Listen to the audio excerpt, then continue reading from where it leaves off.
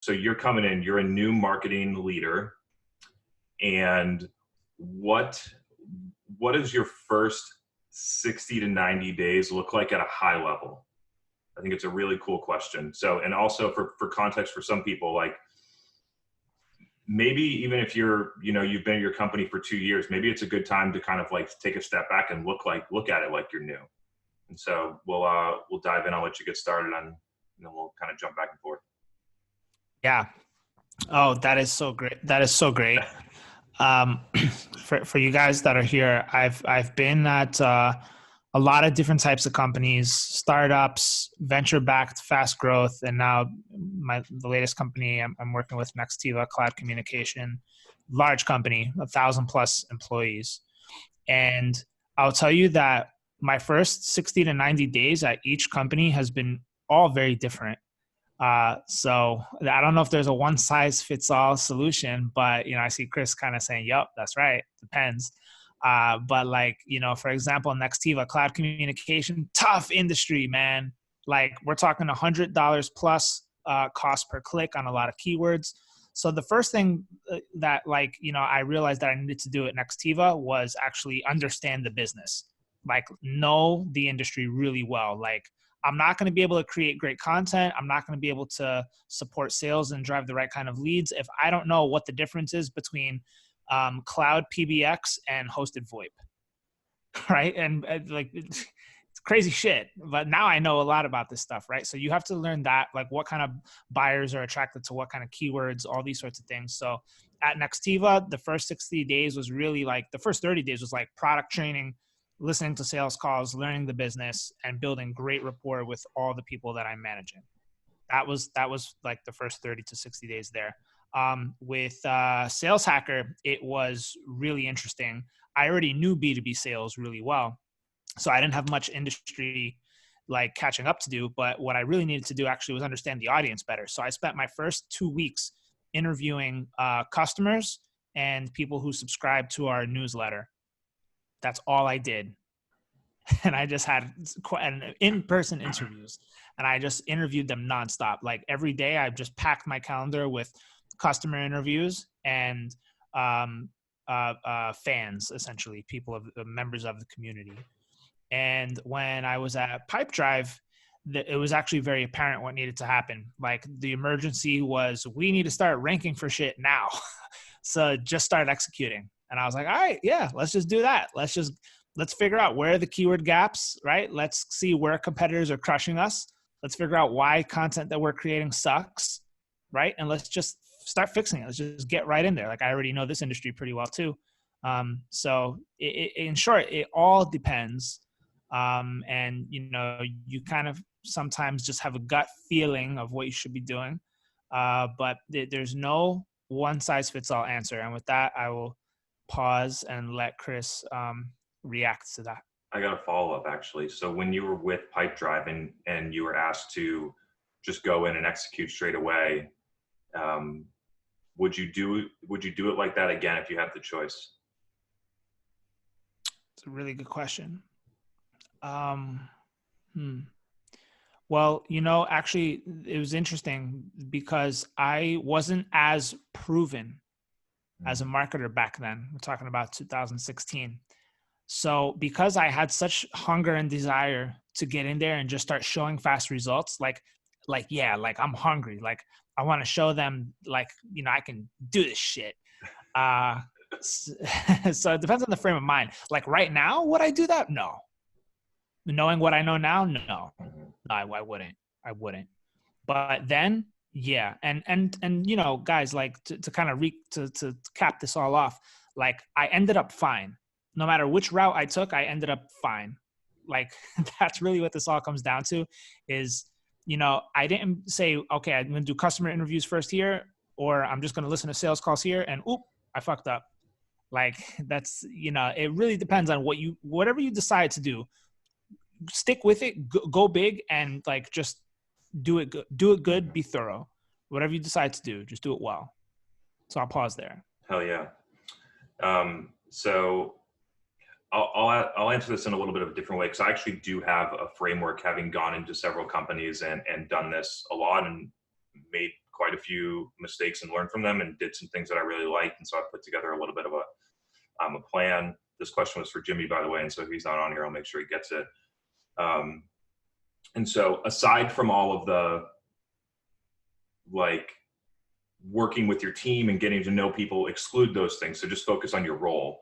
The first thing that I always do is assess the current customer base.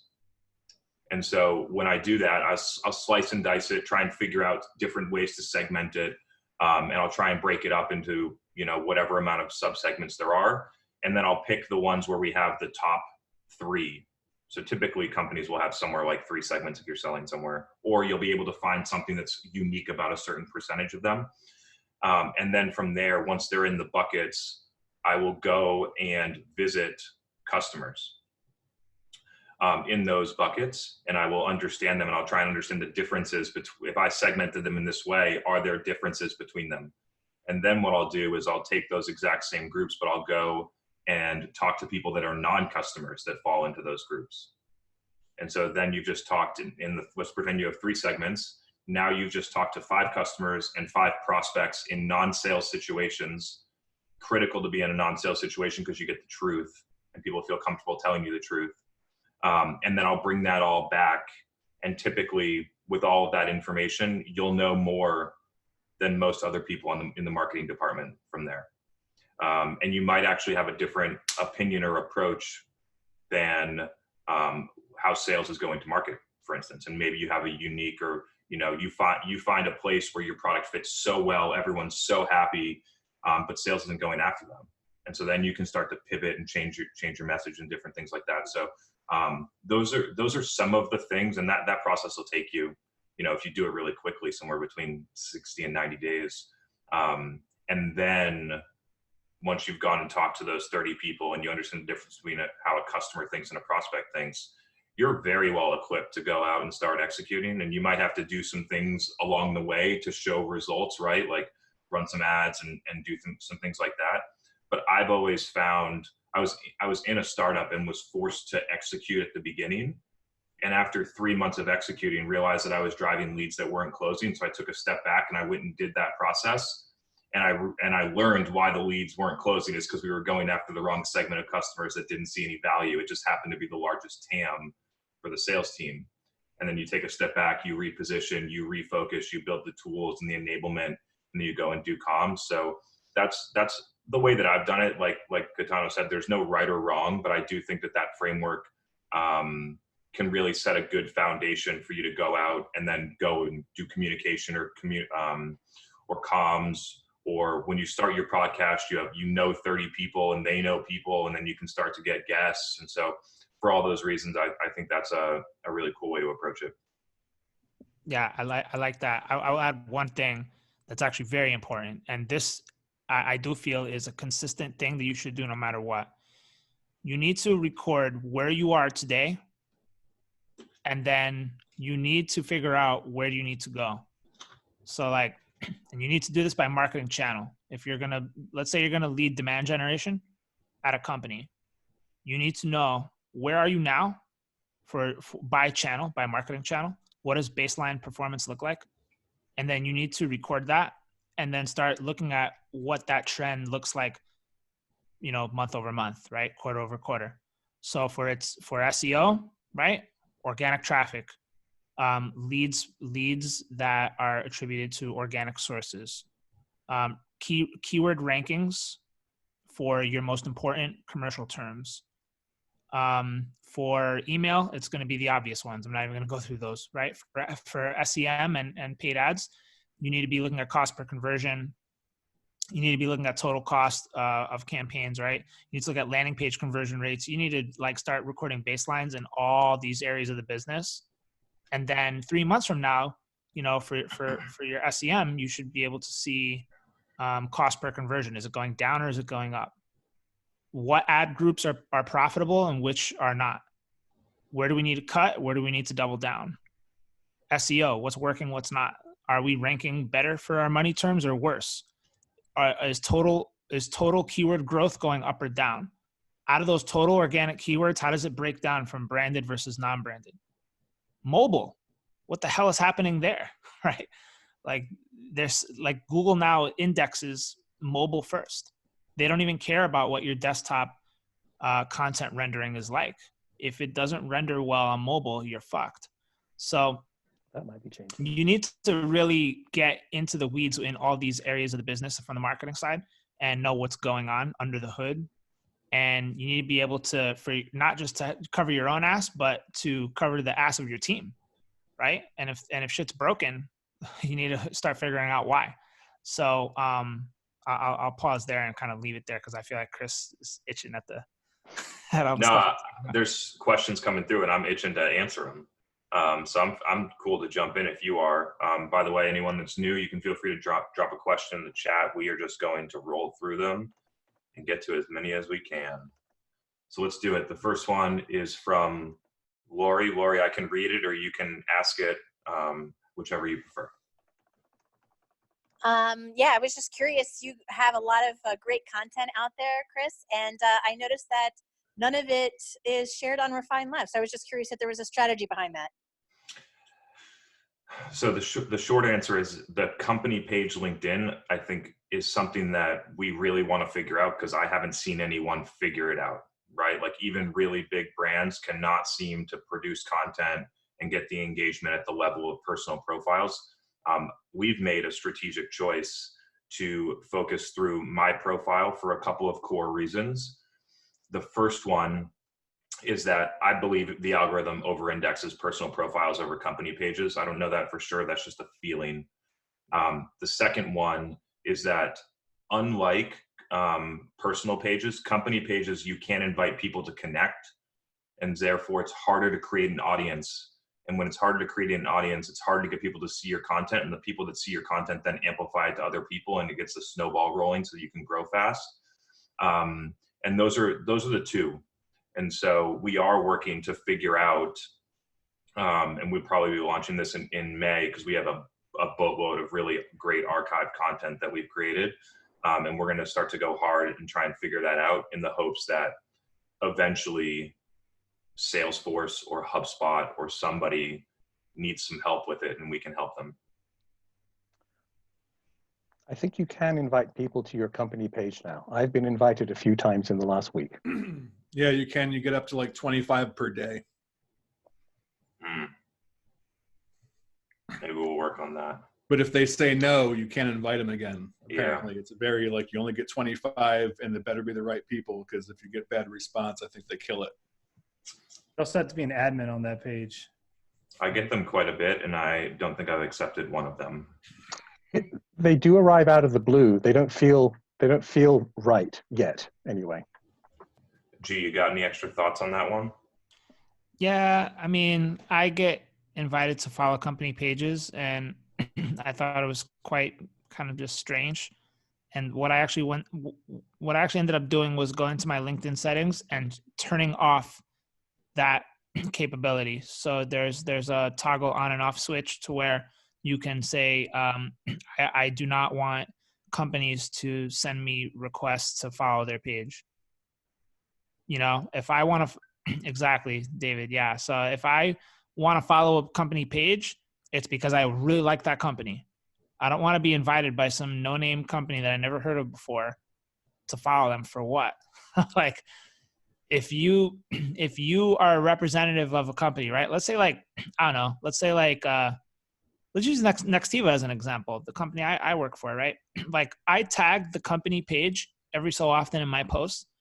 And I figured that, you know what, if people like the shit I'm talking about, they're going to be curious about the company. They'll check it out. If they like what we're doing, they'll follow. You know, I don't have to, you know, ask people to follow the company page. And even if I was doing it, like, so what? Like, what's going to happen? You know, like measuring the followership growth of the company page month over month is, you know, it's a vanity metric at the end of the day. So I'll leave it there. Cool. I am scrolling through tons of comments going on here, and we are searching for some questions. So we had a follow-up from Julian, which was in regards to what I said about segmenting customers. It was, how do you segment your market? And so there's it really depends on your company, but there's a couple different ways. Like there's demographic, like people's age, job title, things like that. Firmographic for company information. So either what tech stack, or that's technographic. Sorry, they made another one. What tech stack they use, or different places like that. I tend to really like a combination of firmographic and psychographic, and starting to think like more traits on whether the company is innovative or not, or whether they are looking to go in a certain direction. So more trying to get into understanding that side of it. But in general, like you're going after hospitals, they either have a level 1 trauma center, or they don't. They either have this or they don't. You're going after machining facilities, they either have these types of machines or they don't, or you're serving this industry or they're not. And gee, I'm sure you got some other ways to slice and dice it, but those are a couple ideas. Do you mind if I ask a follow-up question, Chris? Yeah, go for it. Go for it. You ever, like, why would you not, let's say you have a big database, whatever the size is, why would you not, for example, look at the top 100 customers, however you define that, and then reverse engineer it and say, where do those fall? Like, what do they have in common or not in common? I'm not saying what you're saying is wrong. I'm just thinking totally. This is something that I've been trying to figure out a lot, and I never seen. There's just a lot of different ways to do it. So in the example that I had, it's kind of it's. I don't think that there's. We took two different paths to the same outcome. I feel like I might have actually taken the approach that you said and just misspoke. But in general, like, yeah, if you take your customers, then you try and figure out, okay, what's like these people and not like these people. So for some, it's really easy. Like we were going after, the market was senior living communities, and in senior living there are dementia care, assisted living, or like independent living. And the difference is where they are in the health scale.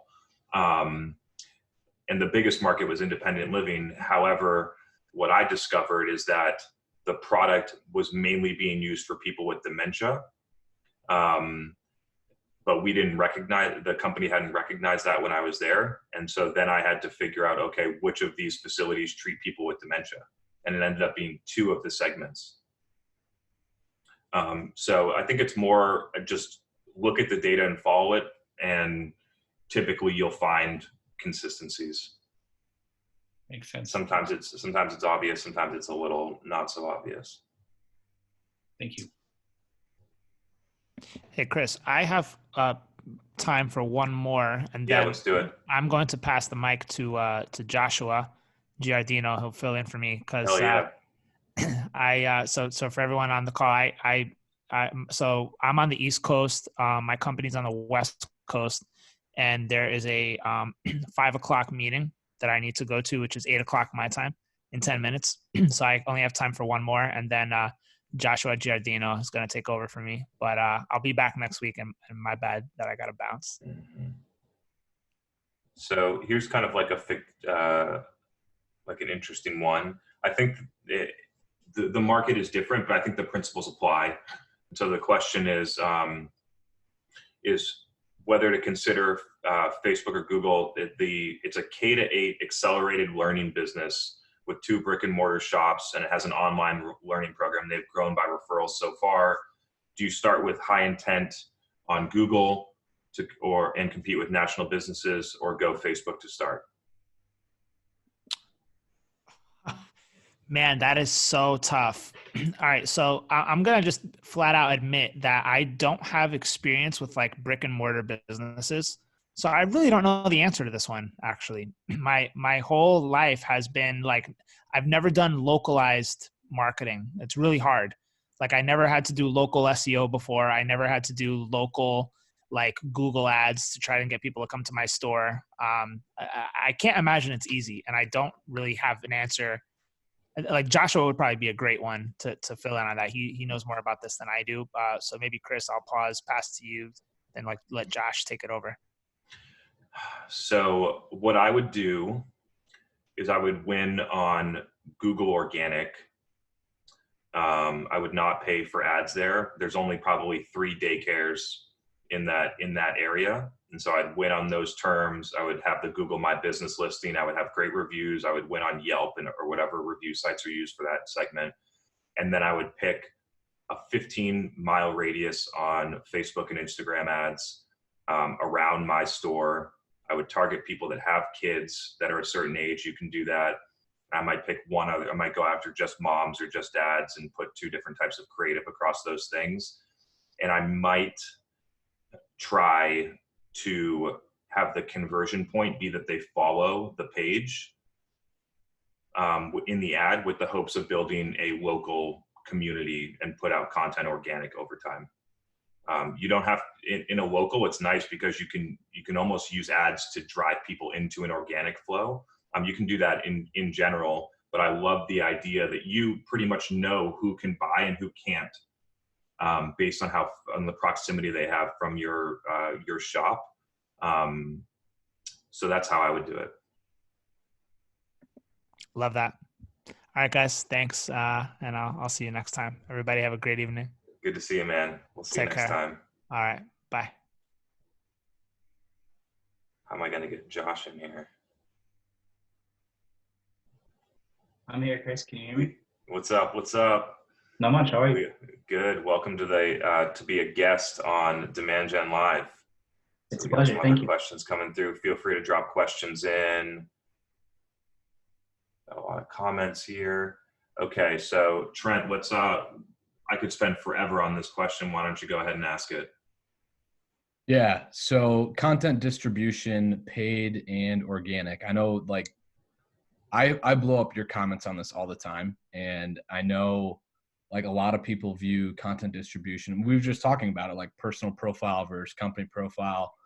I think 6 months ago, I probably asked you your thoughts on building up email lists for content distribution. You're kind of like, maybe, depends.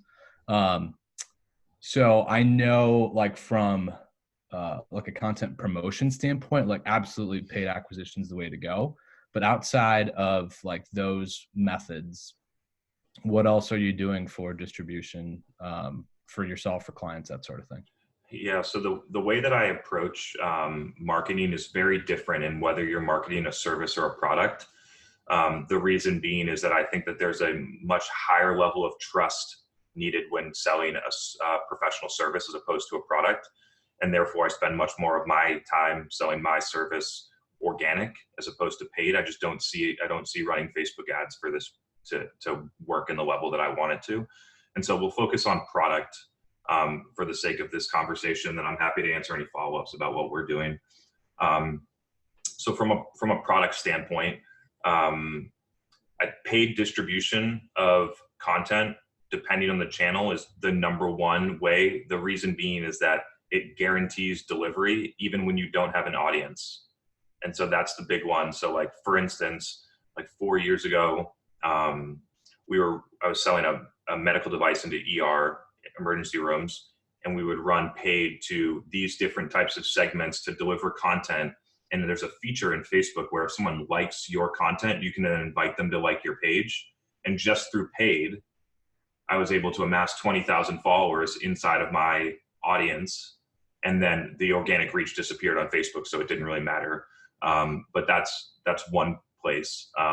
I recently, for clients, have been using a webinar sign up registration paid as a way into email and then future content. I really like email. Like, a lot of people say it's dead. Like, if you send out good content and we send out good content to maybe an audience of 50,000 people every week. And I can spend some time on that strategy. And we get 5 or 10 demo requests every time we send it. We send someone to a long form video. They watch 3 minutes of the video and then click get a demo and sign up. Works really good, as opposed to, and we've done the test. I think I talked about this last week. We've done the test where we send one email that says get a demo, and another one that says give them the content. You get more demo requests when you give them the content instead of the demo. But I'm really high on using email for the base you already have. For email, I've gone direct content distribution, the things that work best: case studies, long form video, click through to the video, product or major product or feature announcements, or any major other like PR type news. This clinical study came out. We just partnered and got this integration, that type of stuff. And I send on a weekly basis. So my email strategy is no nurtures. Nobody ever goes into a nurture stream because I'm sending emails every week. So by design, they're already in a nurture. And the other piece of email that's working really well for us is what I call behavioral triggered email. And so if somebody has cookies, which are going to eventually go away, but if for instance, HubSpot's dropped cookies because they've clicked on an email or submitted a form, and then they go to a demo form or another high intent page and they don't convert, then 4 days later, whatever amount of time we decide to set, somewhere between 3 and 7 days, we'll send an automated email at a certain time that is almost like abandoned cart for B2B. So trying to get them to convert on that demo, and we see about a 10% conversion rate or recovery rate or whatever you want to call it on that email send. And then from there, I think it just depends on your content mix. And so like right now we're heavy on video. And so when it's long form video, I'm using LinkedIn for short form content. And then post the video onto my website, and then use YouTube as a repository search engine. So I treat all of our YouTube videos as if I'm trying to rank in Google. And so heavy SEO inside of the videos. So title optimization, all the descriptions are heavy, tags, all those different all the metadata that they ask for, I try and fill that in for SEO perspective. So for video, that's the way that I've been using it. And then when you look at all of the channels, there's basically like two kind of core things that I look at. The first one is my audience there? And a lot of people will pretend that their audience isn't there when they are. I've gotten comments on my post before saying like, doctors don't use Facebook. Why are you talking about advertising to them? And I'm like, I've been doing it for 4 years. They're there. Like I build the audience as I find the job titles. There's 50,000 of them. They're all there. So first it's find out where your audience is. And the second one is you need to make a really hard look at whether or not the organic reach is good enough to even pursue it. And so like in 2016, I recognized that, you know, we had 20,000 followers and we would post on Facebook and we would get 6 likes. The reason being is that there was no reach. They were showing, the algorithm changed. They were showing content, not our content. They were showing the doctor that I was trying to reach, their family's content and their friends.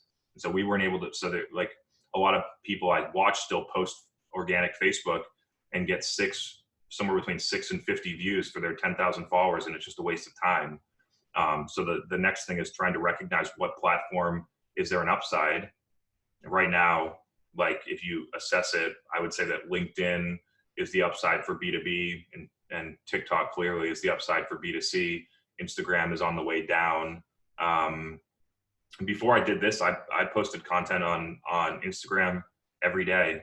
And because the reach wasn't there, the organic reach wasn't there, I wasn't able to grow it. The content was different as well. And then kind of like had an opening where, however, this is an important one for people, is that because I got into a rhythm on Instagram of posting content every day, and then eventually I realized that LinkedIn was better, but I was already in the rhythm of posting content every day, that I was able to go and use that on LinkedIn. And so sometimes like you'll try a platform and it won't work, but what you learn on the platform then propels you to be successful on the next thing. And so happy to answer a follow-up, because this is probably my favorite topic out there. Yeah. Yeah. So I know a ton of people are asking about like service based businesses too. And I'll have follow up there. So before we get to that point, even on like the paid side, when you're creating audiences, be it in Facebook or Google, you mentioned some of like the mechanics of some of the campaigns you're running, whether it's long form video and they're watching 3 minutes of it, but the actual like creation of the audiences, are you creating like lookalike audiences based on existing customers within HubSpot, let's say? Are you looking at like the sales teams, like engaged buyers that, you know, maybe have had some sort of conversation and it's tracked somewhere in the CRM? Like what about the mechanics of the actual audience creation? And do you segment it based on like how deep they might be into the funnel or into the sales process? And anything around that? My approach on this is different than a lot of people, but here's how I do it, is that most of the content I put out, it doesn't matter whether they've never heard of my company before or they're an evangelist of the customer. It works across the entire journey because it's valuable. And so that is one like core component. Yes, we do get into case studies where, you know, it's kind of promotional. We do get into feature releases that are talking about the good things about our products. So like there are some, but still the evangelist customer or the stranger might find it interesting. And so the communication strategy that I have is I'm going for everyone. Like I'm trying to win in the industry, not in this, like the 10 buyers that are in this deal stage. Right. And so when I build the audiences, I'm looking at like, who is the ICP and how do I get to them all?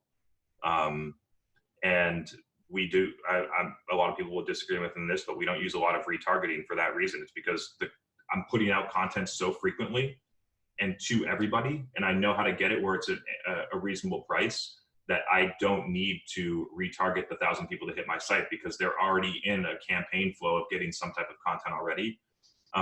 There's probably I'm sure like there's science nerds out there that would tell me, you know, I'd get a 3% better win rate if I did it differently. But that is the way that I approach it. And when I'm building the audiences, they're different per channel. It's also different per company. And so, but purely I really like marketing for companies that have industry specific job titles. You are an emergency room nurse. It's very clear. You are a CNC machinist. It's very clear. And so I really like that. It gets kind of harder in the SaaS world. Like if you're selling to venture-backed SaaS companies that are 50 to 200 employees at, you know what I mean, in a certain place, it gets harder to target that level, especially on Facebook. And so we need to be more creative. Maybe use custom audiences. Maybe you start pulling data out of Salesforce or using other kind of creative targeting mechanisms on LinkedIn. But in general, it is going for how do you win at the industry level or whatever, you know, however you decide to segment your customer base. Awesome. Thanks. You got it. Josh, you got anything on that one? Got to get you a spot here. You you hit all the major notes, I think. When you made the point, don't lie to yourself about whether or not your audience is there, especially in B2B. There are so many platforms that I think get overlooked. Like Slack and Discord have huge B2B communities built on them, and it's a great way to build relationships for targeted content distribution. I think I approach it slightly different. I embrace the idea of mapping content to the decision journey a little bit more than you do, simply because that brand building mindset that you've outlined is so important, but it's so difficult to encapsulate across a team. Like having a bunch of people who can write or develop content at that level with that mindset is very difficult. It's much easier to translate a scalable growth strategy into Legos, I guess would be a way to put it. Like, this is the content for this stage of the decision journey. But ultimately, you can never neglect to be brand first, because that's the moat that's going to help you win in the industries you put. Like carving out a category, making sure that your brand is the one that's top of mind. So if somebody's like, I have no need now, but all of a sudden I'm in a crisis and I have a need, what are they going to default to? Two things: the solid Google search, which if your content strategy is on point, you're going to be there, but also what brands are in my mental catalog. And if they've had a lot of positive experiences with valuable content that wasn't promotional, your brand is there, and they're probably going to go right to you.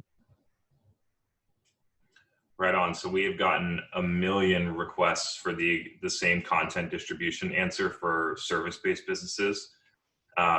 So the short answer, and then I'll go way deeper, is I feel like if you just saw all the things that I was doing and copied them for your market, it would be fine.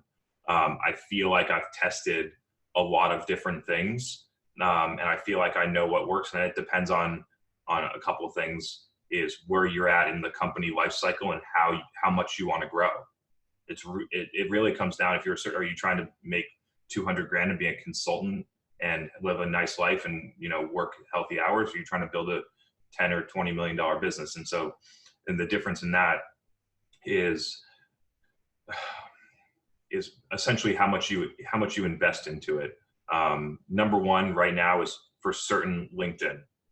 You must be putting content.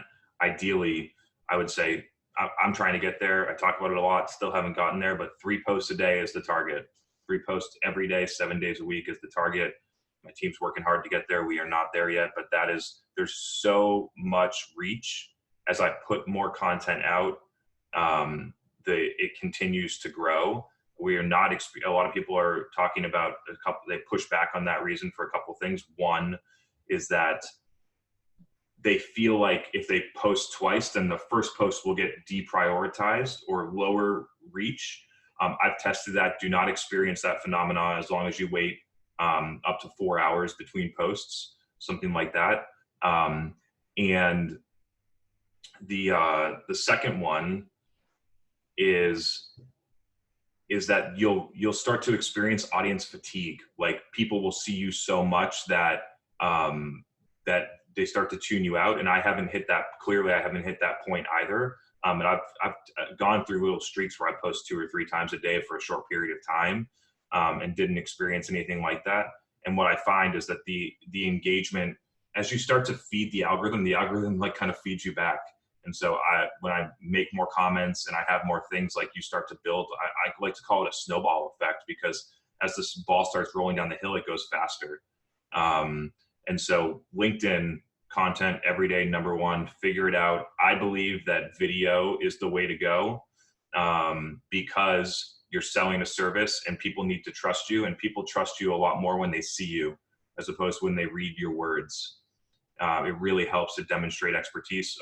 So you've been seeing some of the audio I've been putting out recently, just given like it's harder to shoot video right now. The audio can work too, but I really lean toward video if you feel like you can do it. And then the second thing would be something like what we're doing right here. And before you did it live, you could honestly do it, just talk to someone. Like I do that a lot too. I just set up calls with someone with 30 minutes and record it, and we get content. We talk about a topic, and then we can chop it up and put that out. And then you can also go and put that on YouTube and on your website and different places like that. And at the beginning, maybe 5 people are going to watch it. Even still, like these videos on YouTube only get like 100 views. But I don't need them to get 1 million views right now. I understand the process and I'm working toward it. And then a couple other things that I've learned on service-based businesses. I don't believe in trying to sell this on Facebook or Instagram ads. I think that it'll also be a struggle from a customer acquisition cost perspective to sell this on LinkedIn unless you have a super targeted ICP, a well-known brand, and a very unique offer. Google AdWords is hit or miss for most companies. It's just not going to be worth the price. Like for B2B growth marketing firm, one, there's not that many searches per month. The second thing is if you start to look at those terms, they end up being like $40 to $80 words with big companies bidding on them. And I'd rather win somewhere else. Like even if those people do click on my ad and fill out the form, odds are they're probably not the right fit for what I do, because I have a very, very tight ICP. And then the number one thing that I think, and I've done this a couple of times, and I really wish this, for a lot of reasons, the coronavirus thing didn't happen, because I really wanted to see the whole thing play out, and I'll continue it afterwards, is local events with other people. So what I did 2 of them, one with Josh Braun and one with Justin Welsh. I funded the whole thing. I positioned it to them where they get a high quality video, and they get to share their story with an audience and things like that. But would fly down there. We would put on an event purely on the audience, kind of like this, but in person, with more of a foundation framework. And then we would film the whole thing, and then we would put out the content afterwards. And the true value, in my view, is when the other person shares the content that we created, because then you get exposed. Like Josh Braun, Justin Welsh, very connected in the software SaaS sales community, know a lot of sales and marketing people, which then gets me a lot of exposure to those groups. And so, whenever we can do it again, like I had 2 planned in San Fran and Austin, Texas, to do it with 2 other people before this whole thing, we had to cancel them. But that one, if you have large like growth ambitions, it costs somewhere between $6,000 and $12,000 for that whole event to get put on. It's not a lead gen activity where you're going to have direct ROI, but if you really believe in the process and you want to build a big business, that's the number one thing that I'd recommend.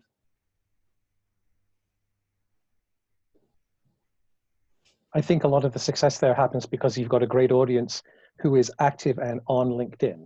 Mm-hmm. If you were trying to reach dentists with a service for dentists, you might say, gosh, I don't know if LinkedIn is quite the vehicle or not. I don't know. I haven't really tried, but I don't see a lot. Maybe I'm just not in the stream of dentist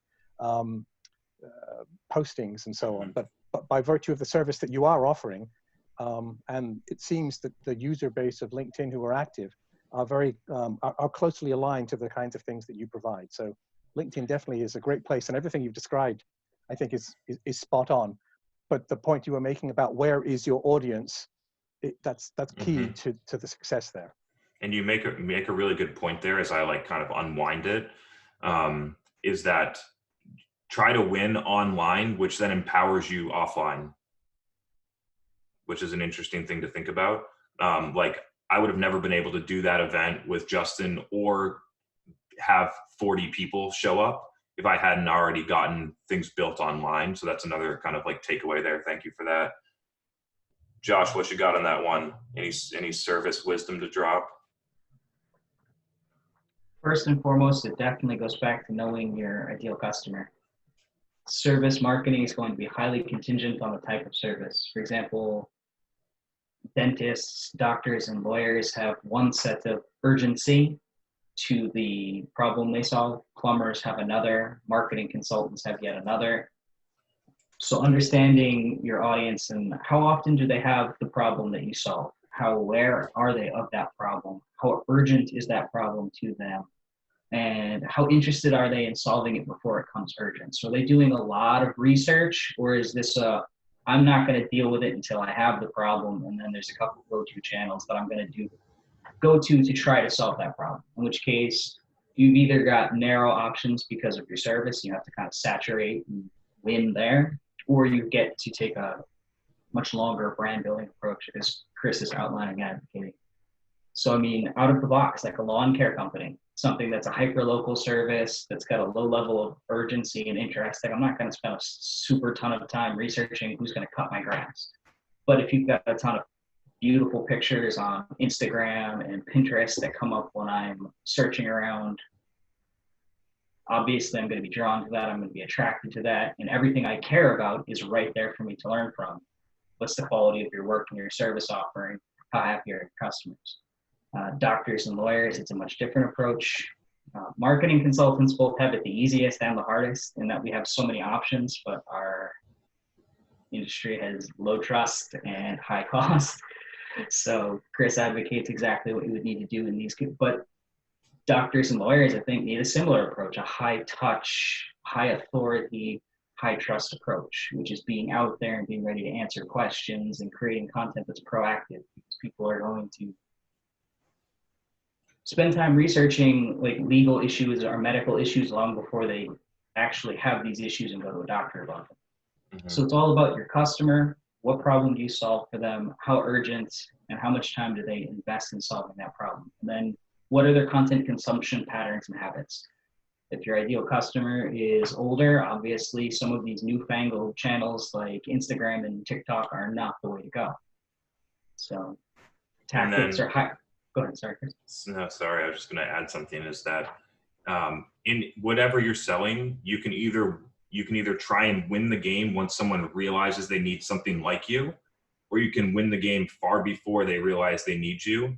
And I much prefer to just win on brand, where they decide they need a marketing consultant and they don't even think about anyone else, as opposed to being a vendor in an RFP or trying to win at $80 a click on Google.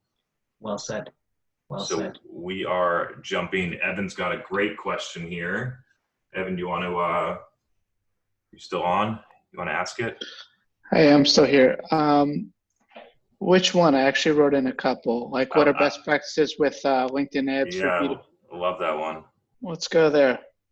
Cool. So what are the best practices with LinkedIn ads for B2B? So right now for my company, we manage probably somewhere between $250,000 and $500,000 a month in spend that we allocate to LinkedIn ads for B2B. In that, I think that there are a lot of different executions that can work, again, which is going to go between whether you sell a product or a service. For the sake of this question, I'm going to answer it in that you're selling a product. The first thing to understand is that LinkedIn ads are $80 CPM, which means cost per 1,000 impressions, which means it costs you about 8 cents to show the ad to each person. And that can go up to 160 depending on how you're targeting. And you can get it down to 40 with some creative things, but in general, it's going to be around $80 CPM. And so the first thing is you got to make sure that the math works. You're selling a $19 a month SaaS product with no expansion opportunity. It's going to be really tough from a CAC LTV standpoint to make that work. So let's assume that you're selling a product where the math works. There are a couple executions on LinkedIn that I really like, and there's other ones that I've tested that I do not, and I'll break them down. A very common tactic on LinkedIn will be some people just run ads that say, get a demo. Like, I'm selling a $10,000 a month SaaS tool, and I'm going to show you a video, and I'm going to ask you to get a demo. I've tested this a lot, both on Facebook and LinkedIn. The results end up being the same everywhere, which is that you will collect leads for somewhere between 50 and 150, 200, depending on how good you are at it and who you're targeting. You'll get leads for that price. You'll pass them to sales, and they will not close. The most recent test we ran on that was in January. We collected 25 leads at somewhere between $40 and $50 each, and closed 0 deals on a 30-day sales cycle. So I'm confident after continuous testing that you might close 1 deal if you collect 1,000 leads, but in general, I feel like it's a waste of time. There are other executions. A lot of companies love to run the same type of lead gen campaigns, but for like what you would consider a traditional mid-funnel offer, like an ebook or a webinar. Out of the 2 options, I very much prefer the webinar route, mainly because if you create something episodic like this, once they're in once, and if you can deliver, you can keep them in. And on the ebook one, I realize, and we've gone through this enough, but like, I just don't think that even if people fill out the form, I don't think they actually read the ebook. And the whole point of paying for someone to see content is for someone to actually consume the content. Otherwise, you might as well get Zoom info and buy their email address for 99 cents. And so I prefer the webinar route. We continue to run that one. The key is that if we run it, we need to have the marketing ops in place where they actually get to attendance, and we have a flow where they can continuously get content, ideally in an episodic format like this. So that is the way that I use lead gen. For link click ads, there are two core types of ads that I've seen that I like the best. The first one is a case study. I love it across all channels. If you can't get to your audience on Facebook, then LinkedIn is the place to run this. I would go more narrow, even if you can get to them on Facebook, go more narrow on the targeting for a case study. So either executive titles, or even get tighter so that you can keep the cost lower. So that's one link click ad to a case study. And I have tons of content and documentation out there about how to position the case study so that it works best in the feed. And then the second one is what I've been calling them, like product value prop videos. So animated, somewhere between 15 and 45-second videos that explain the value prop of your product, with the conversion point being a click to a product page that explains it in more detail. And you might get some conversions off of that, but I don't measure the success of any of those executions on number of demo requests. I decide that if someone consumes that video and clicks on the ad and reads the page about my $20,000 ACV SaaS product, that was worth the $10.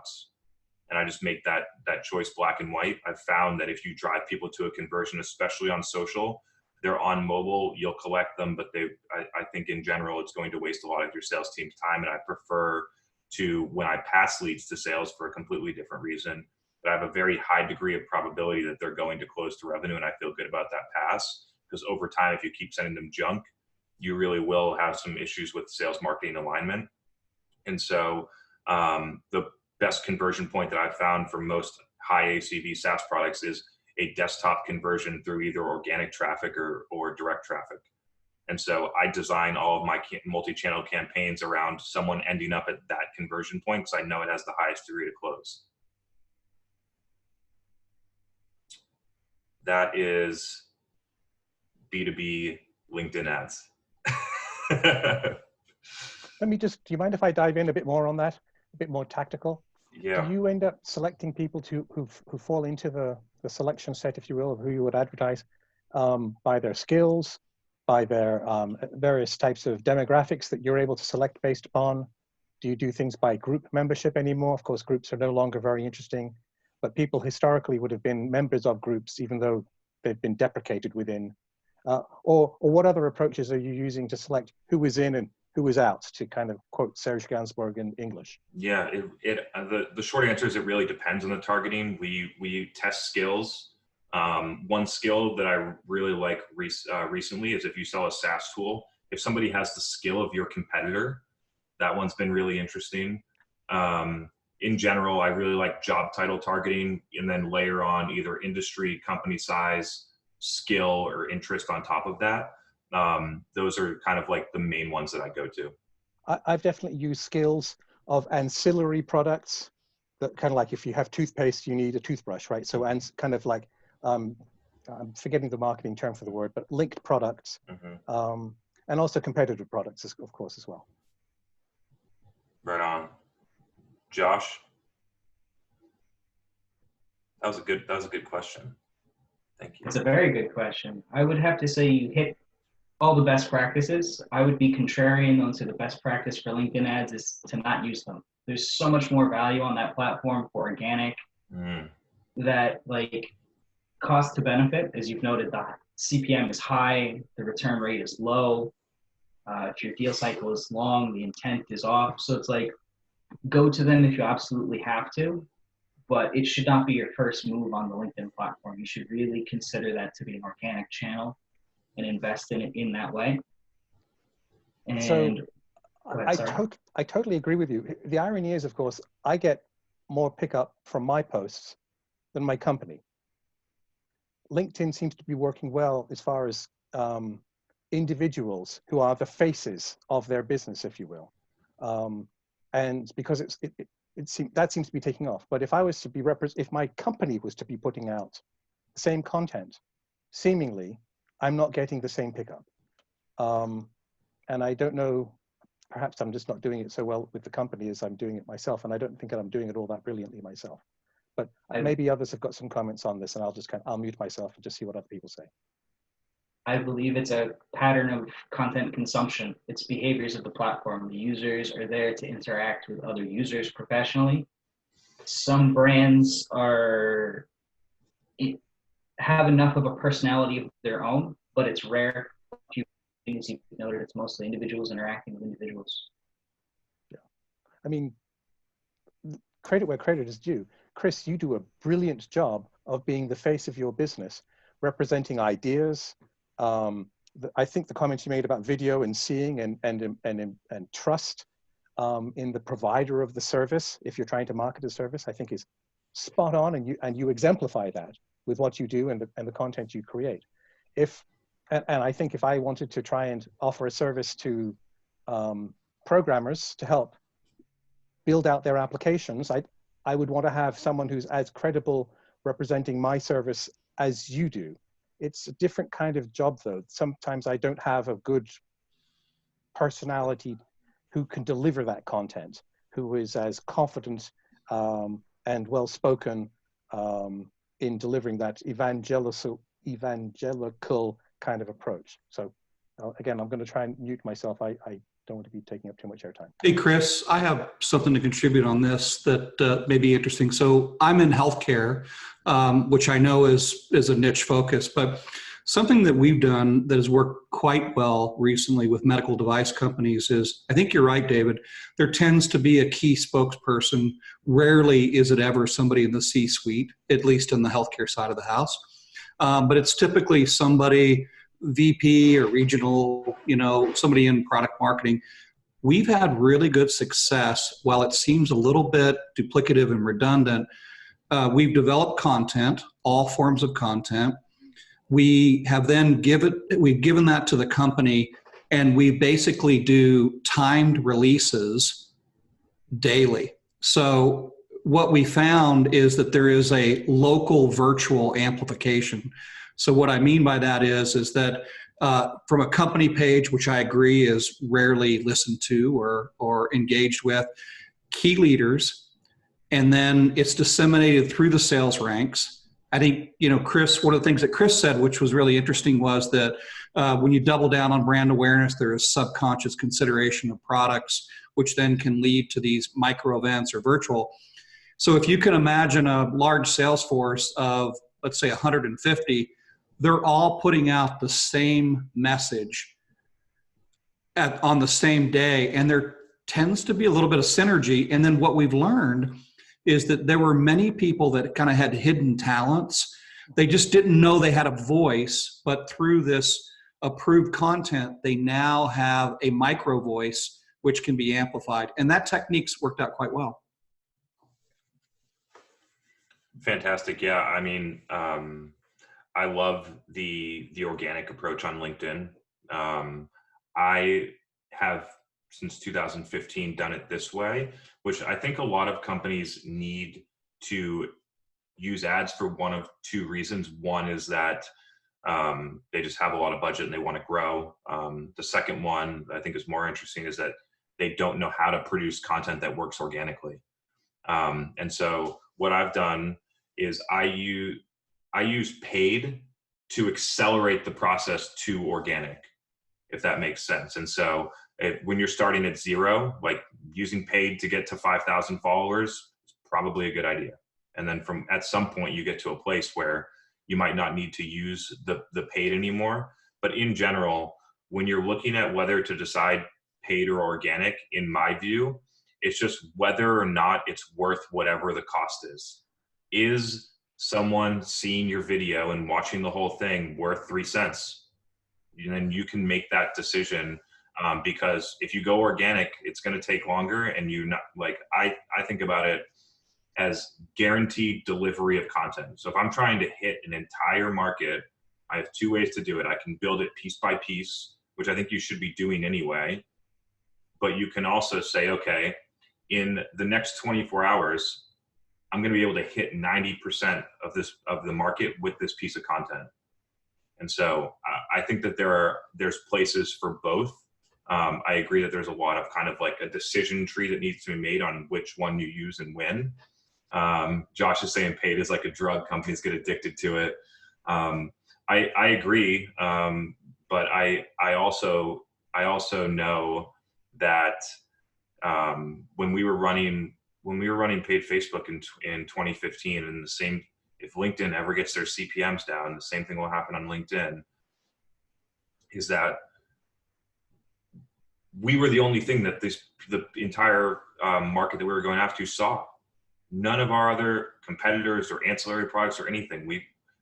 The idea, as you watch Google Analytics with hundreds of people on your website at all times consuming your message for like hundreds of dollars a day, you realize that if you do it well enough in a communication strategy, you can change the perception of how an entire market either looks at you, looks at your category of product. Like we were selling a disruptive medical device that was displacing a product that had been there for 40 years. A lot of you probably have some type of disruptive product that's competing against either a legacy or giant gorilla entity where you have a better product, but you can't seem to get your way in. And it all comes down to, in my view, communication.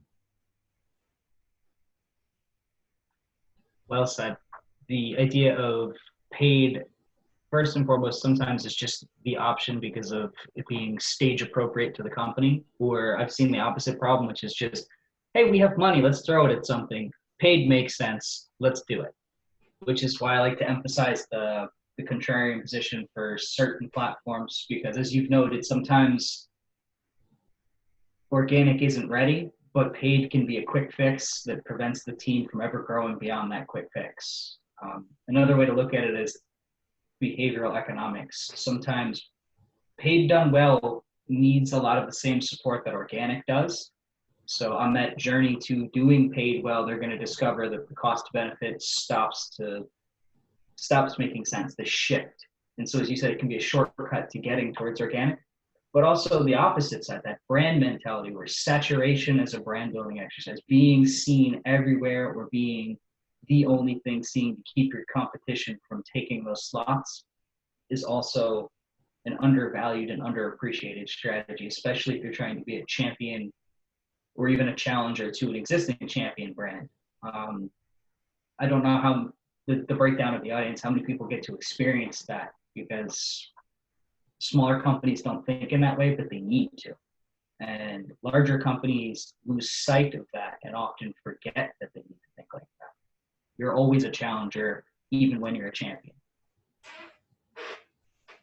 I got two quick questions that came in. The first one was whether or not I'm going to bring the party to Twitter. And so the short answer is probably not. I watch Twitter, but in general, the way that I look at this in different platforms is basically you have to, at some point, especially at the place where I'm at, you got to make choices. And until I have really, I know that there's a better opportunity right now for me on LinkedIn than Twitter. And until I can say I've done all that I can do on LinkedIn, I'm not going to leave there. I spend very little time on Instagram anymore. I spend very little time on Twitter. I do very little browsing or even posting on YouTube, except for using these videos as a repository. I am pot committed. And so you got to find, and I did the same thing on Facebook when I worked for a company in 2015. It was the best place. The audience was there. The price was right and paid. It could also work organic. And so I highly recommend finding your one place, and you should, whether it's the dynamics of the platform and what content's working. There are people that are having a lot of success on TikTok that didn't have any success on Instagram because the way the content's presented is different. My content works a lot better on LinkedIn than it did on Instagram because the people on LinkedIn are looking for business content. And so once you find that place, I would really, really go all in. For most of us, it's going to be LinkedIn, but that the mindset of at some point, LinkedIn's not going to be as popular. The organic reach is going to go down. People are going to find other places. I imagine there's going to be sub LinkedIn's almost, a different platform for sales, a different platform for demand gen, a different platform for programmers. I think that it'll start to spread out once LinkedIn starts to get too flooded with content. And so whenever, and I have a post screenshotted that I posted. I posted on Instagram. I'd never felt this feeling except for twice in my life where I recognized that there was a huge opportunity on a social platform. The first one was on Facebook. It was probably August of last year on LinkedIn. And from the second that I just made that decision, it's been 100% of my effort and energy that I can on that platform until the results degrade. So short answer, I might take some of my snippets from LinkedIn and move them over to Twitter, but will not be spending very much energy there. The second short question is, what is the percentage of your activity that is programmatic versus one-off? I'm not exactly sure how to answer that question. When we do it for brands, we actually use very little automation. The ads are put together. We run the campaign, and then when the campaign hits a place where you're hitting saturation, we refresh the campaign with either new creative, new content, new audience, or all three. And there's some back-end automation that we use, but it's mainly for data analytics and tracking. So that's how we use it. I've been a buyer of a lot of SaaS tools before. I've gone through the exact same process of when it's automated and when it's not. And I just like to I like to help buyers buy in the way that I like to buy. And so I try and design my process around how it would be the best experience for them.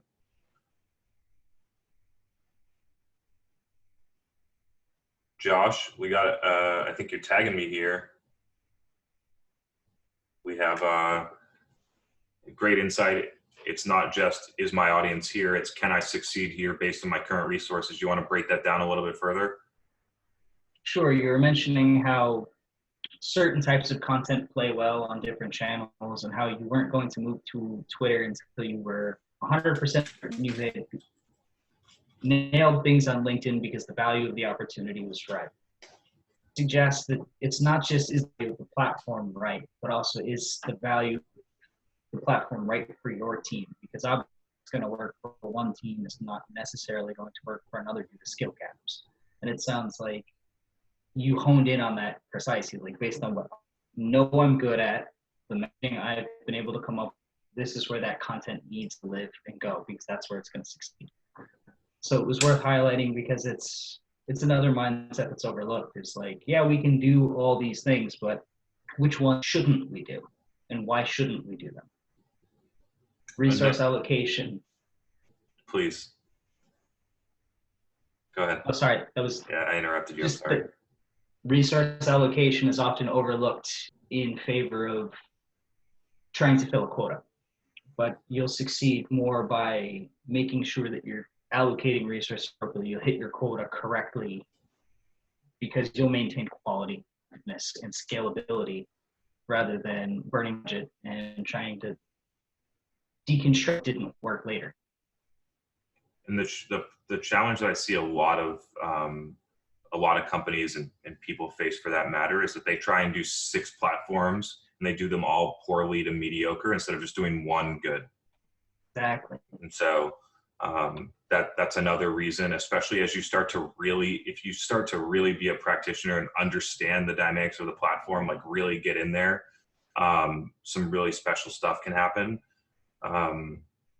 So yeah, and then let's see if we got here.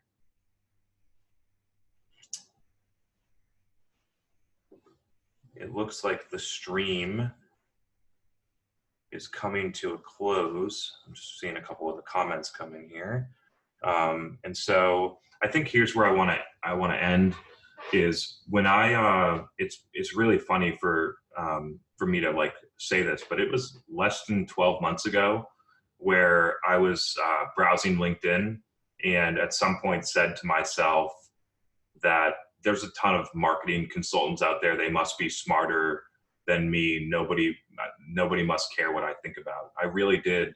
I remember it vividly, like thinking about that when I was writing my post 12 months ago.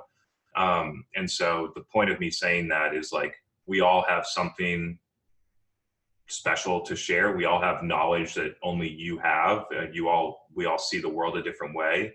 And so maybe this like kind of close to this program is the boost that you need to go and make that jump and post a couple times, and you're not gonna probably not gonna get 1 million likes the first time, and that's okay, because the thing eventually what I realized is that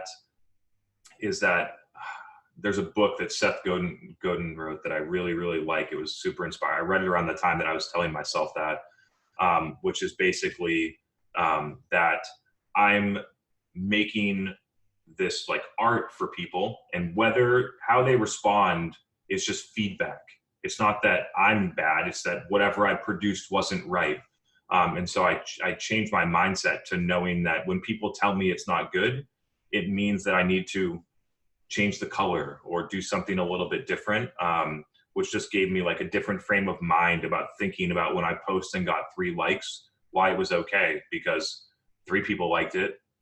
And that was awesome. And I actually got messages from people via text that didn't like it, that said, hey, I saw you're doing this. That's really cool. I also got people that sent me text messages that say, you should stop posting on LinkedIn. It's fucking dumb. And I think that at some point, I'll go back to that text message maybe in a couple of years, and I'll forward it back to them and see what they think. But anyway, I'm super grateful that all of you join us. I love, like, even though we don't like really get to talk, I feel like I know you all quite well, and really happy that we can all spend this time together during this tough time. I look forward to it every week. I love seeing you all, and thank you for joining. Look forward to seeing you next week, hopefully.